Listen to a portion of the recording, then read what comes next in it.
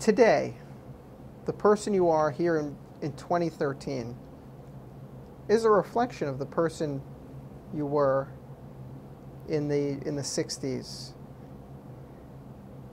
How do the events of today, be they the civil rights, the current civil rights movement for lesbian, gay, bisexual, transgender people, mm-hmm. or the Iraq War, or the election of President Obama, how do your views on those issues, how were your views on those issues shaped by your initial views on civil rights and the war in Vietnam? Well, one's views on current civil rights issues should be no different than one's views on the civil rights issues of the 1960s. I'm very proud to be an American in a country that has come full circle on those issues, and there's still a lot of room for more progress, but we're moving in the right direction. And I don't think one needs to have lived through the 60s to have the views that I have now in 2013.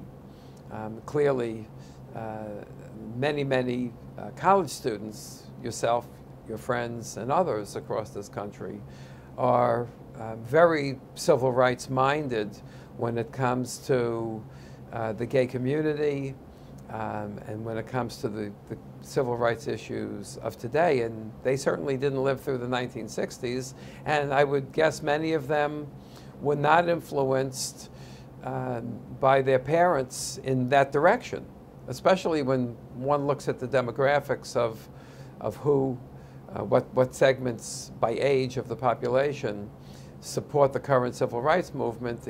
I think, and correct me if I'm wrong, that younger people are much more strongly and in greater numbers behind the current civil rights issues and making progress in those areas than my generation, regardless of where we may have stood in the 1960s on the civil rights movement of the 60s and the war in Vietnam. How have the influences of the 1960s on you shaped the way you have raised your children? It was a combination of what happened in the 1960s and the influences of the 1960s, but it goes all the way back to my grandmother. And I was only maybe 5 or 6 or 8 years old when she told me those stories, and she repeated them over the years with tears in her eyes. The one thing that I would never tolerate from my children, it's a line that can never be crossed, is even a hint of racism. Maybe that became clear to you and your brother and sister, or just seeing who your parents were and how we felt about those issues, that it never was something you ever needed to be disciplined about, any of you, because you were right thinking from the earliest age. And so we got that across to you somehow, and I think that was an accomplishment that your mother and I should get some credit for. But I mean, we have 3 kids who are really good people, and you get a lot of credit for it too. So, in terms of shaping your overall character, the events of the period played a tremendous role, right? But it's important to also remember the effects that your parents and your grandma had on you. Which force would you say was more important in your life, or did they reinforce, did the current events of the time reinforce the teaching your parents had instilled in you and your grandma had instilled in you? Well, I mean, clearly during the civil rights movement, we were at a crossroads, and I had very many friends who eventually came around, but who initially were not like-minded with me, on the civil rights movement, for example. You know, Martin Luther King was not an immediate success. He struggled for a long time.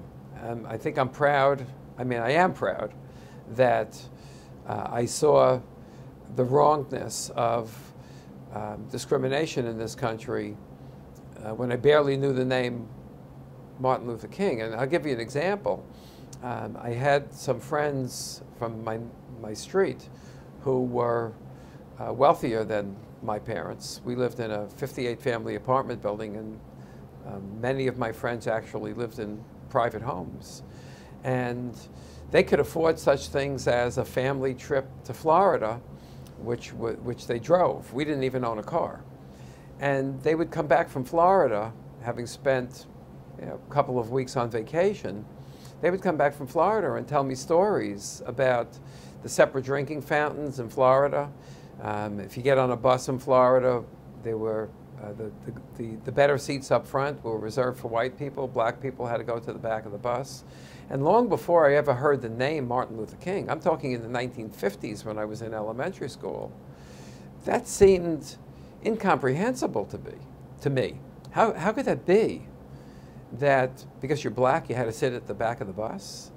That was just me, and that had nothing to do with the civil rights movement. When I first had those feelings, there was no such thing as a civil rights movement, at least not to my knowledge. Now, of course, Brown v. Board of Education, I was a pretty young child at that point in time. Clearly, there was a civil rights movement, an infant. The civil rights movement was in its infancy at that point in time, but I just felt that it was wrong that someone got pushed to the back of the bus or couldn't stay in the same hotel or motel, and that was before the influences of the 1960s. In fact, I grew up as a Brooklyn Dodger fan. I was brokenhearted when they left Brooklyn in the late 1950s, but one of the shocking things that my father used to tell me about was that my hero, Jackie Robinson, couldn't eat with the team in the same restaurant, couldn't stay in the same motel as the team when they were on the road. And it never seemed right, even to me as a young child. This has been really an incredible experience. Is there anything I missed about the effects this decade had on you, the things you did, and how it affected the rest of your life?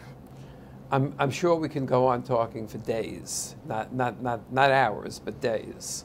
But there's one thing that I want to add, because there was another terrible injustice in this country that happened at the end of the Vietnam, during and at the height of the protests, and at the end of the Vietnam War, and it was wrong.